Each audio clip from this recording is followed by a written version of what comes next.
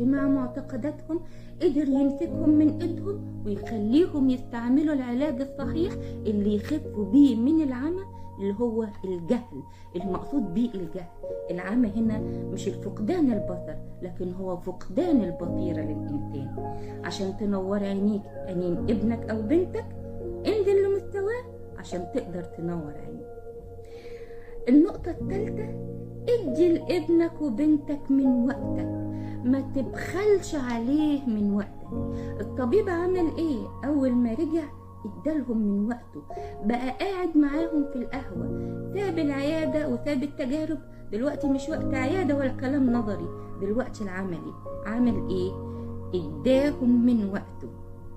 اقعدوا مع اولادكم، ادوهم من وقتكم، اسمعوهم. حتى لو انت جاي تعبان شوية، ممكن تضحك معاه وتقول له ايه، بص